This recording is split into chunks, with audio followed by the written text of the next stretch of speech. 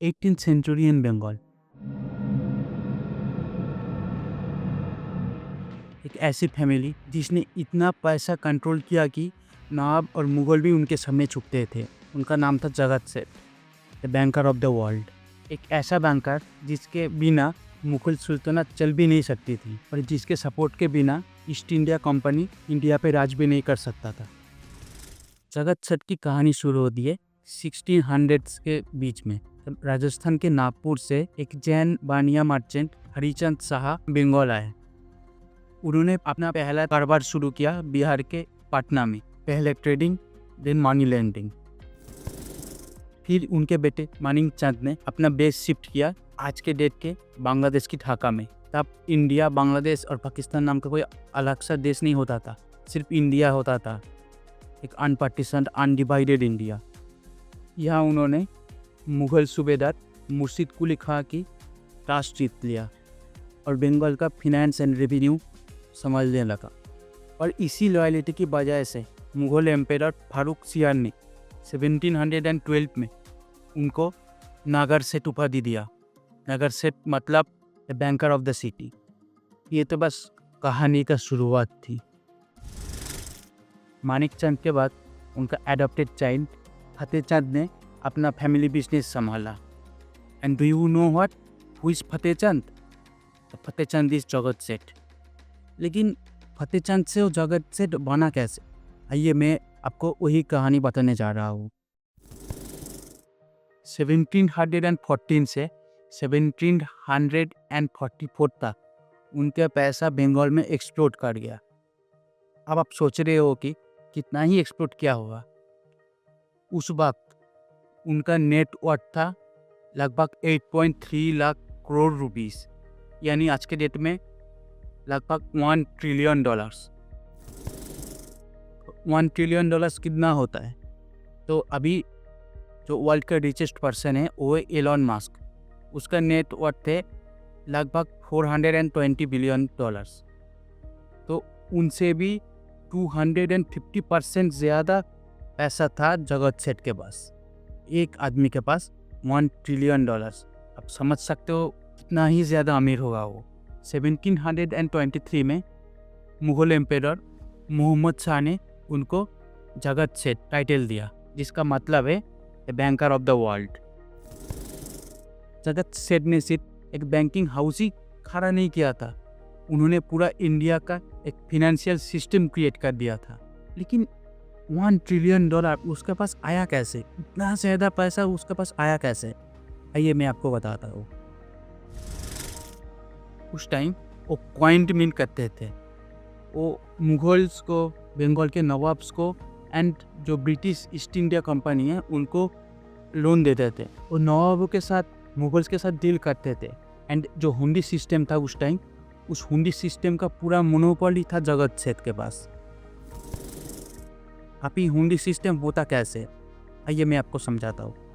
अभी 1-2 साल पहले आपने देखा कि इलोन मस्क ने $44 बिलियन देके ट्विटर खरीद लिया। लेकिन ये $44 बिलियन इलोन मस्क से ट्विटर के ओनर के पास गया कैसे? ना ही वो कैश दे रहे थे और ना ही वो बैंक ट्रांसफ़र किए। तो मैं आपको बताता हूँ। यहाँ पर एक मिडिल मैन होता है, जो एक कंपनी होता है।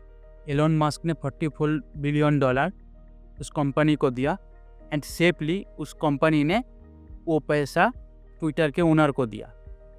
अब जो मिडिल मैन है वो इसमें से कुछ कमीशन लेता है। यही है उस टाइम का hundi system. British historian Robert Orme ने लिखा है कि Jagat Seth was the best banker of the world at that time. 18th century के मिड तक जगत सेठ के पास लगभग $1 ट्रिलियन था।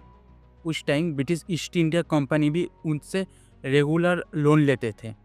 मुर्शिदाबाद में उनका एक महल था जो एक छोटा सा कैपिटल की तरह लगता था।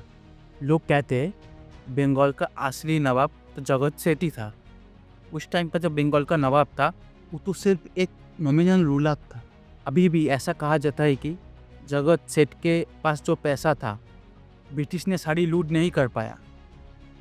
उसका जो प्रीशियस डायमंड्स, नेकलेस या फिर जो प्रीशियस स्टोन्स गोल्ड सिल्वर था वो अभी भी बंगाल में बहुत सी जगह पे छुपा हुआ है।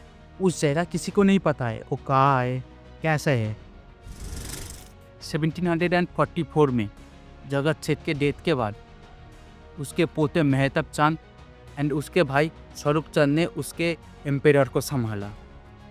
तब तक नवाब अलीवर्दी खां बंगाल के नवाब बन चुके थे। उस टाइम जगत सेठ के फैमिली एंड अलीवर्दी खां के फैमिली के साथ बहुत अच्छा रिश्ता था। लेकिन जब 1756 में सिराजुद्दौला बंगाल के नवाब बने, उस टाइम से उनका रिश्ता बिगड़ता गया। एक बार नवाब सिराजुद्दौला जगत सेठ के वारिसों से 3 करोड़ रुपए मांगे, लेकिन जगत सेठ के वारिसों ने वो नहीं दिया। तो नवाब सिराजुद्दौला गुस्सा होके मेहताब चांद को एक थप्पड़ लगाया। ये जो डिसरेस्पेक्ट है, ये जो थप्पड़ है, वो मेहताब चांद सहन नहीं कर पाया। इस थप्पड़ के वजह से वो इतना गुस्सा हो गए कि वो नवाब सिराजुद्दौला के अगेंस्ट एक अलायंस बनाया। उस अलायंस में था मेहताब चांद और जगत सेठ की family, Mir Jafar, British East India Company के रॉबर्ट क्लाइव एंड कुछ और जमींदार्स। और इस कॉन्स्पिरेसी का रिजल्ट था बैटल ऑफ प्लासी 1757। उसके बाद क्या हुआ आपको तो पता ही है। नवाब सिराजुद्दौला इंडिपेंडेंट इंडिया के, इंडिपेंडेंट बंगाल के लास्ट नवाब थे। उसके बाद 200 साल के लिए हम ब्रिटिश के गुलाम हो गए। As a result battle of Plassey में नवाब सिराजुद्दौला हार गए। देन मीर जाफर बंगाल का नवाब बने। पूरा पावर आ गया बंगाल का, इस इंडिया का पूरा पावर आ गया ईस्ट इंडिया कंपनी के पास। जगत सेठ जीत गया, लेकिन ये जीत उनके लिए एक डिजास्टर साबित हुआ। अब ब्रिटिश ईस्ट इंडिया कंपनी को जगत सेठ का कोई ज़रूरत ही महसूस नहीं हुआ।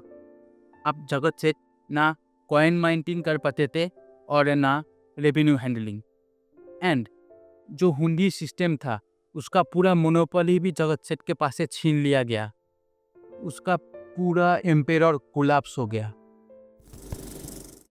और सबसे बड़ा धोखा 1763 में हुआ, जब मीर जाफर जगत सेठ के वारिस मुगल चांद एंड स्वरूप चांद को मुंगार फोर्ट में मर्डर कर दिया। And after their murder the whole empire was collapsed. Trillions of dollars was looted by the British East India Company. Britishers ने जो जगत सेठ का एम्पायर का पैसा था वो ज़्यादातर चुरा लिया, लेकिन सब चुरा नहीं पाए। मैं पहले भी बोला था 19th सेंचुरी आते आते जगत सेठ सिर्फ इतिहास बन के रह गया। आज मुर्शिदाबाद में उनका घर का एक म्यूजियम बना दिया गया। जगत सेठ की कहानी एक वार्निंग है कि गुस्से के टाइम लिया गया डिसीजन हमेशा गलत साबित होता है। सो मैं यही कहना चाहूँगा कि जब भी आप कोई गुस्सा करो तो उस टाइम कोई भी डिसीजन मत लो, दिमाग शांत करो, फिर उसके बाद कोई भी डिसीजन लो। तो स्टे सेफ गाइस। और ऐसे ही इंडिया का एक फिनेंशियल सिस्टम, एक financial person, the most influential person का डेथ हो गया एंड पूरा एम्पायर कोलैप्स हो गया। अगर आपको यह वीडियो पसंद आया तो इस वीडियो को एक लाइक कर देना। आपके क्या राय है इस इतिहास के बारे में, इस स्टोरी के बारे में, वो कमेंट में बताना। एंड ये भी कमेंट में बताना कि मैं अपने कंटेंट को और भी इम्प्रूव कैसे करूँ। ऐसी और इंटरेस्टिंग हिस्ट्री के टॉपिक्स के लिए मेरे चैनल को सब्सक्राइब कर देना। मैं ऐसे और भी वीडियोस बनाता हूँ। मुझे इंस्टाग्राम एंड ट्विटर पे फॉलो कर लेना। सो जय हिंद।